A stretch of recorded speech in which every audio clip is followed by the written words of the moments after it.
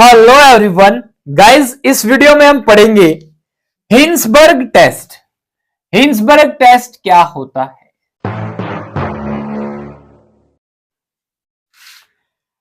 Guys, Hinsberg test use किया जाता है टू डिस्टिंग्विश और टू डिफरेंशिएट, अलग करने के लिए, अंतर बताने के लिए। किसमें? किसको पहचान सकते हो आप हिंसबर्ग टेस्ट की सहायता से? प्राइमरी अमाइन को, सेकेंडरी अमाइन को एंड टर्सरी अमाइन को। अगर आप प्राइमरी अमाइन, सेकेंडरी अमाइन और टर्सरी अमाइन को अलग अलग सेपरेट करना चाहते हैं तो आप यूज कर सकते हैं हिंसबर्ग रिएजेंट का। सबसे बढ़िया टेस्ट माना जाता है Hinsberg reagent test for distinguishing, differentiating, अंतर बताने के लिए, प्राइमरी अमाइन को सेकेंडरी अमाइन से अलग करने के लिए, सेकेंडरी और टर्सरी अमाइन को डिफरेंशिएट कर। ठीक है, ओके। अब हिंसबर्ग टेस्ट में हम क्या करते हैं गाइस? एक एजेंट होता है जिसका नाम है हिंसबर्ग रिएजेंट। क्या नाम है भाई? Hinsberg reagent.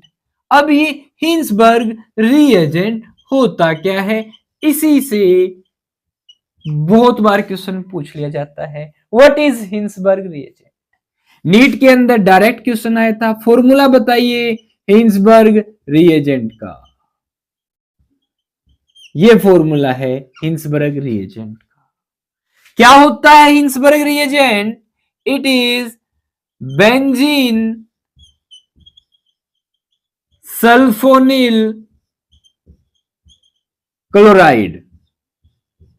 Benzene sulphonyl chloride is known as Hinsberg reagent. आपके प्रैक्टिकल एग्जाम में डायरेक्ट क्वेश्चन पूछ सकते हैं, what is Hinsberg reagent? Benzene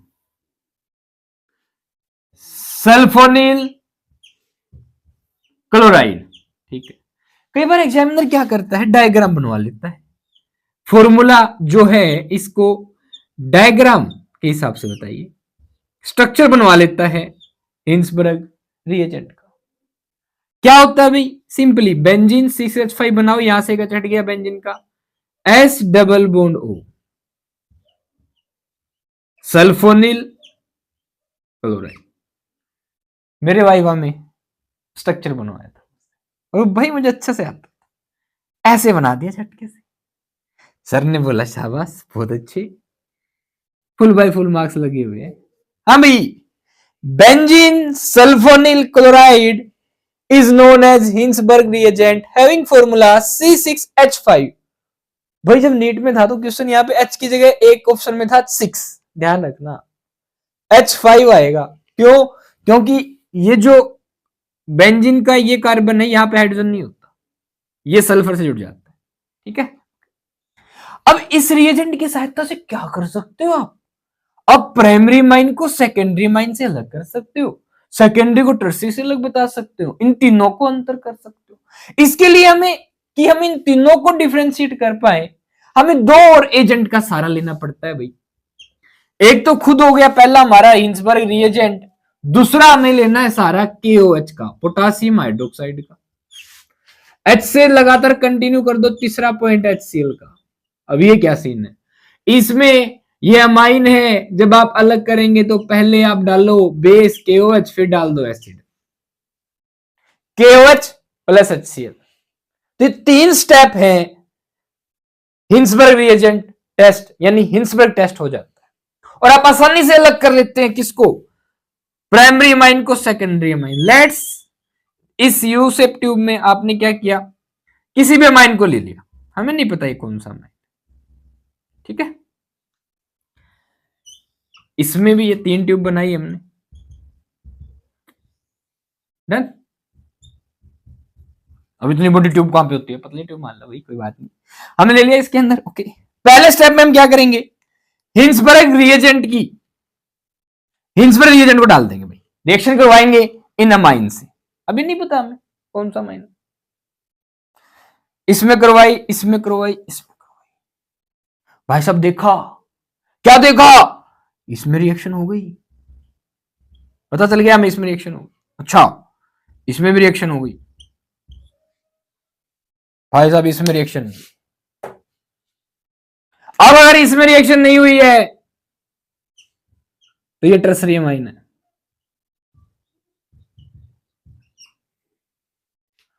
यानी कि हिंसबर्ग रिएजेंट प्राइमरी और सेकेंडरी दोनों अमाइन के साथ रिएक्शन कर लेता है। पहला स्टेप डन। दूसरे स्टेप में क्या करेंगे?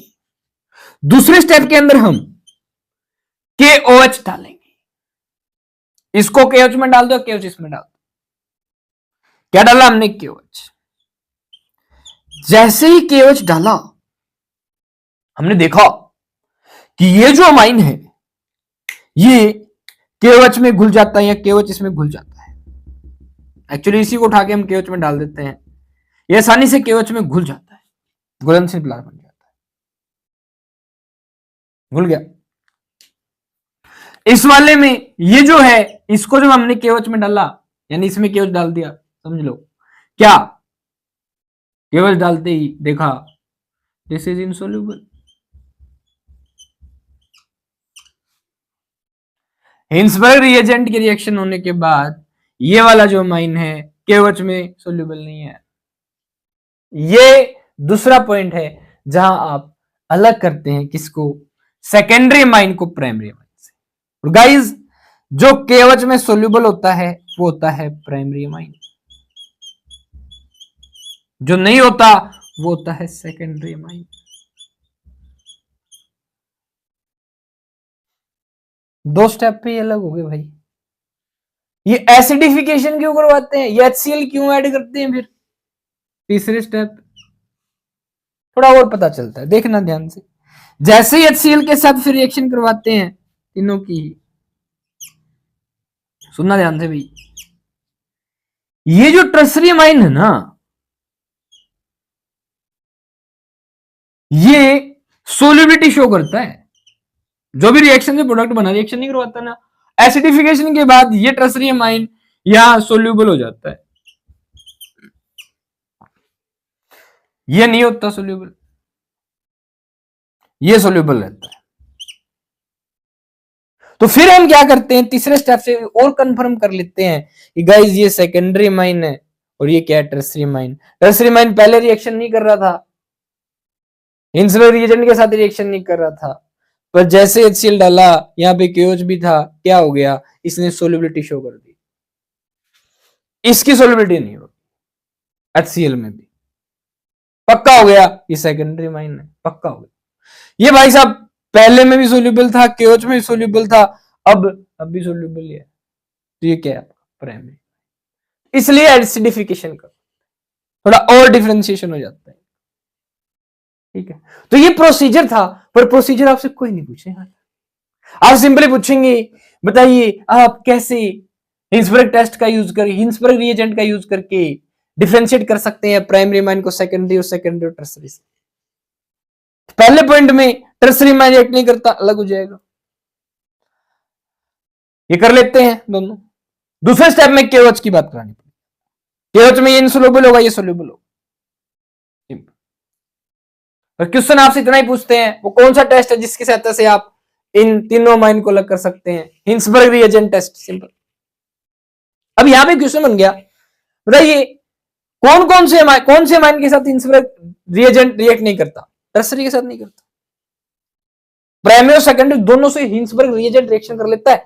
बहुत सारे बच्चे यहां भी डिफरेंशिएशन में दिक्कत कर लेते हैं, क्या वो सोचते हैं कि प्राइमरी अमाइन के साथ भी रिएक्शन कर लेता है, ठीक है, पर सेकेंडरी अमाइन के साथ हिंसबर्ग रिएजेंट रिएक्शन नहीं करता। Guys Hinsberg reagent secondary amine से रिएक्शन कर लेता है, डन। KOH में जब इनसोल्यूबल होता है ना, तब कंफर्मेशन होती है। इन दोनों को अलग करने का दूसरा पॉइंट है जिसपे अलग होते हैं। ये KOH में सोल्यूबल, ये KOH में इनसोल्यूबल, ठीक है, ध्यान रखिए। अब बात ये आती है, ठीक है भाई हमने primary amine secondary tertiary amine को अलग तो कर लिया, सर पहले हमें ये तो बता दो ये प्राइमरी अमाइन होता क्या है? बहुत सारे नमूने ऐसे हैं भाई जो कंफ्यूज रहते हैं, प्राइमरी अमाइन क्या होता है? देखना ध्यान से, ये CH3, ये नाइट्रोजन, इसके ऊपर 2 हाइड्रोजन। जब नाइट्रोजन एक कार्बन से जुड़ा हुआ हो केवल, इसे हम कहते हैं प्राइमरी अमाइन। यहीं पे मैंने आपसे क्वेश्चन पूछ लिया भाई, बताइए कैसा माइन है।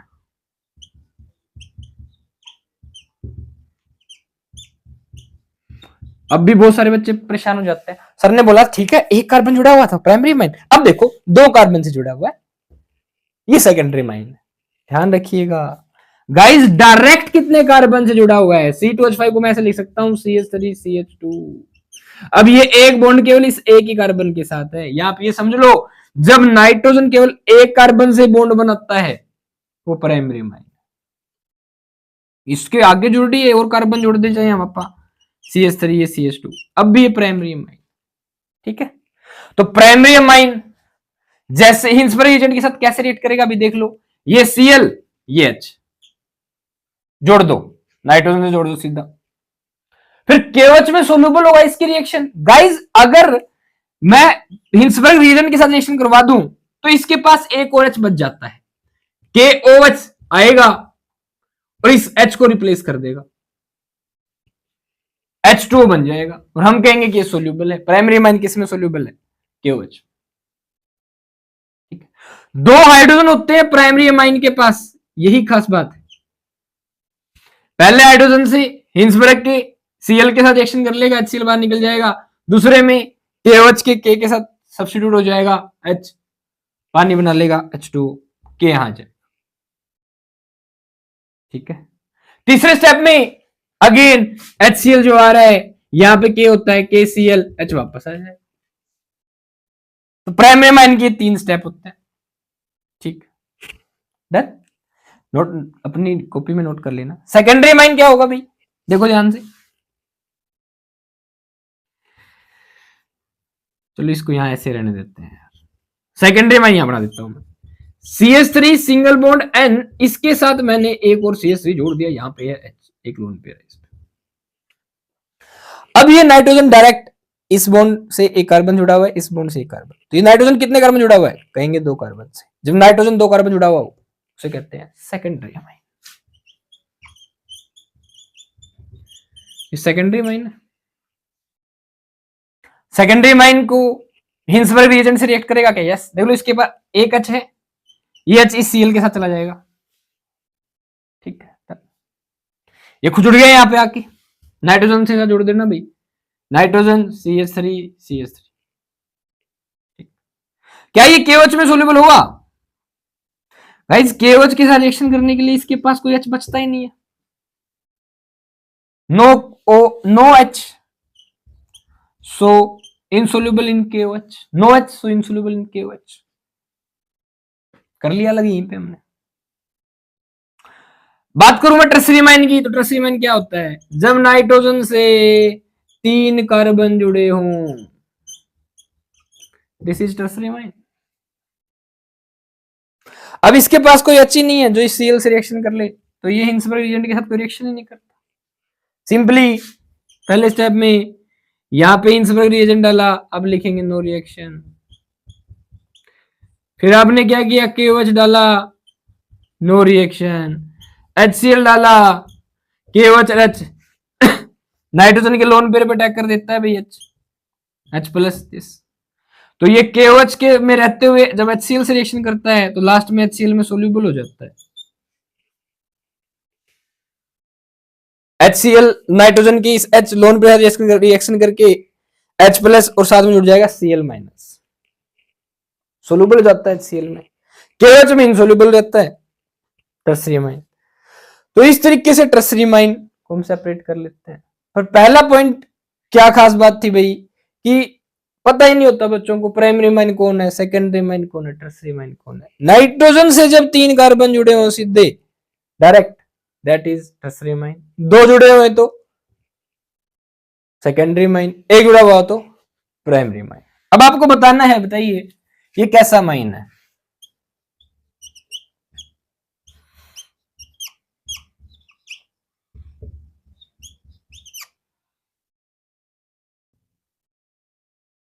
नाइट्रोजन से एक ही, कार्बन डाइऑक्साइड एक ही जुड़ा हुआ है, this is primary amine. Okay,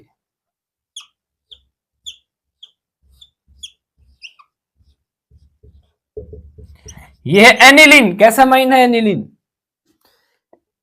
ये कार्बन एक नाइट्रोजन जुड़ा हुआ है, this is primary amine aniline. एक और तरीका, दो हाइड्रोजन हो तो प्राइमरी अमाइन है, समझ लो, टफ हो जाता है। सिंपल इस तरीके ध्यान रखें, नाइट्रोजन अगर एक कार्बन जुड़ा हुआ है तो वो है प्राइमरी अमाइन। ठीक है, ओके। एनिलीन क्या हिंसबर्ग रिएजेंट टेस्ट देगा? हाँ बिल्कुल देगा। एरोमेटिक प्राइमरी अमाइन है ये। ठीक है, ओके। एक और बात, इनके कॉमन नाम से क्वेश्चन पूछ लेते हैं। कॉमन नेमिंग कैसे करेंगे इसकी? देखिए, ये है सीधा methyl amine NH2, methyl group हो गया, ये अमाइन। आईयूपीएससी नेम करें तो methane amine, common name methyl amine. ठीक है, इसका क्या नाम होगा? इसके लिए क्या करते हैं हम, इस एन को इंडिकेट मानते हैं एज ए लोकेंट की पोजीशन के हिसाब से। जैसे 1 नंबर 2 नंबर देते हैं ना, कॉमन नेम में इसको एन को लेके चलते हैं, क्या एन पे कोमा एन पे मिथाइल मिथाइल दो सेम ग्रुप है, डाई मिथाइल अमाइन। ठीक है, इसकी बात करें तो N N N N comma क्या ट्राई मिथाइल अमाइन, ये इसका कॉमन नेम है, ध्यान रखिएगा भाई, टर्सरी अमाइन। ठीक है, तो आपको ये क्लियर हो गया होगा। प्राइमरी अमाइन क्या होता है? नाइट्रोजन से डायरेक्ट एक कार्बन जुड़ा हो प्राइमरी में, 2 जुड़े हो तो सेकेंडरी में, 3 जुड़े हो तो टर्सरी अमाइन। कैसे डिफरेंशिएट करेंगे? हिंसबर्ग रिएजेंट के साथ रिएक्शन करवाएंगे। ये कर लेगा, ये कर लेगा, ये नहीं करेगा, अलग हो गया। केवल में सोल्युबिलिटी देखेंगे, ये सोल्यूबल है, ये नहीं है। इन दोनों को और अंतर करने के लिए अच्छे से हम क्या करते हैं, HCl के साथ रिएक्शन करवाते हैं, एसिडिफिकेशन करवाते हैं, इसे एसिडिफिकेशन बोल देते हैं HCl को। टर्म ध्यान रखना भाई। उसके बाद तीसरा स्टेप क्या रहेगा? एसिडिफिकेशन। ठीक है, तो क्या होगा? टर्सरी सोल्यूबल हो जाता है, ये भी इनसोल्यूबल रहता है, ये सोल्यूबल होता है। ठीक है, ध्यान रखिएगा गाइस। इस तरीके से Hinsberg test, Hinsberg reagent, benzene sulphonyl chloride का इस्तेमाल करके आप primary amine, secondary amine, tertiary amine को डिफरेंशिएट कर लेते हैं, कर सकते हैं। आईयूपीएससी और कॉमन नेम आपको इनका ध्यान रखना पड़ेगा। ठीक है, हाँ, एक कंफ्यूजन बच्चों को कहां होता है ये और देख लो।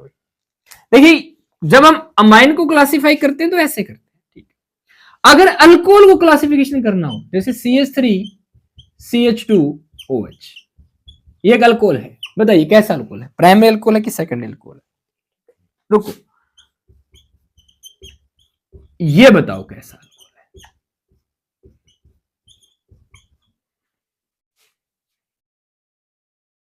चलो एक और बताता हूं,